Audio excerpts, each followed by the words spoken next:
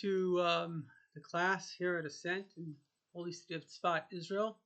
Today's class is all about my 10 favorite teachings of the Baal Shem Tov. My name is Rabbi Zevi Weinberg. I'm an author. I shouldn't say an author. I'm a translator of people that are infinitely wiser than me, which, first of all, isn't saying much, but they're definitely infinitely wiser than everybody, the great saints and tzaddikim. I had the merit of translating 3 books of the Baal Shem Tov. The primary books of the Baal Shem Tov is called Keser Shem Tov, Baal Shem Tov al Torah, Baal Shem Tov on the Torah, as well as Savah Sarivash. And I'm now concluding a 4th book, which is basically life advice from the Baal Shem Tov.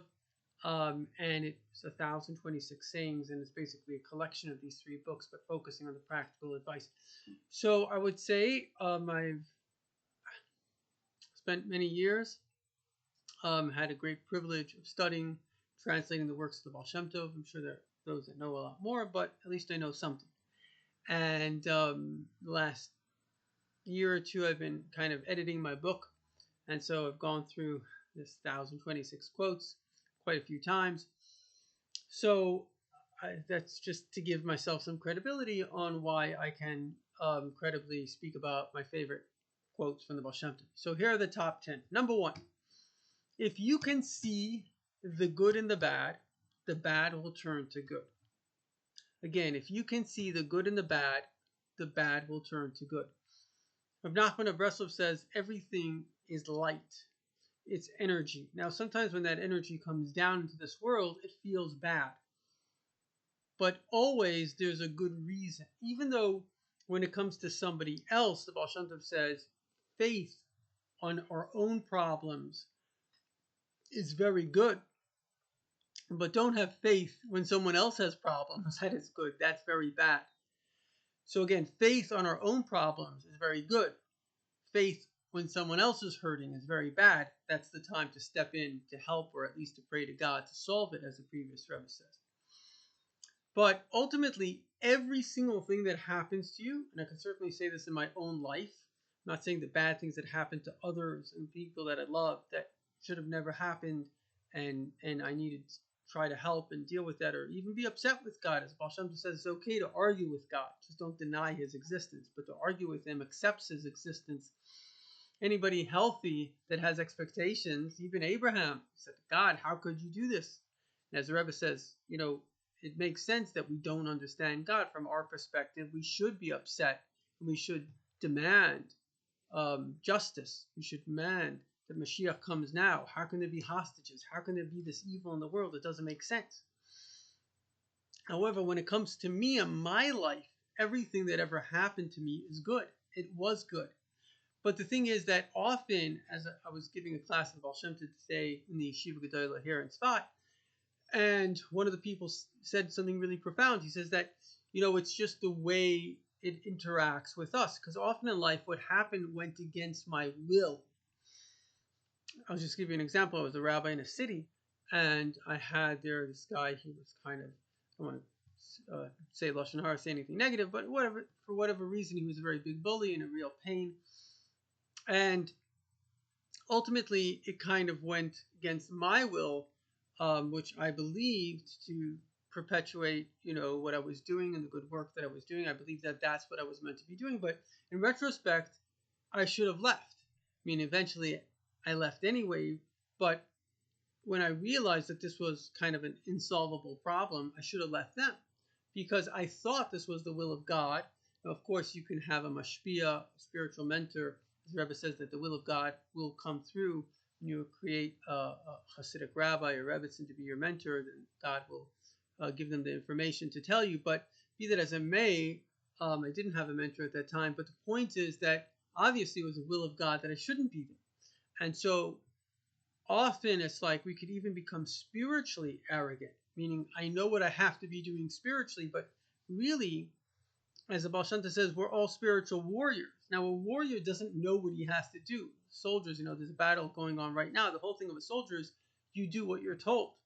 And at every moment, you have to be ready to move, because you are a property of the army, only there to fulfill its orders. And the same thing is, we can understand that that's who we are. then like Abraham, the first Jew, God's statement to him is Lech Lecha, just go to where I tell you.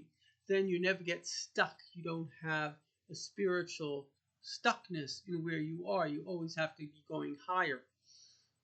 And finally, the Baal Shem Tov teaches us that God is hinting to us. This world, and really this is perhaps, the greatest revelation of the Baal Shem Tov, apart from teaching us how precious every Jew is and unconditionally loving and not judging. And if we see faults in others, it's actually a reflection of our own faults and we should fix it. And when we fix it in ourselves, because we're all part of this one giant DNA, giant soul, we fix it in the other. But really, the Baal Shem Tov is telling us that God is always communicating with you. At every moment, there is a divine direction in your life. And that literally comes from your life itself. The things you hear, the things you see are not random. Nothing is random. Quantum physics proves this scientifically. Everything is designed. And the design is that you should actually ask yourself, what is the message of God to me right now? And you actually become good at it. I call it the God language. And there is a God language playing.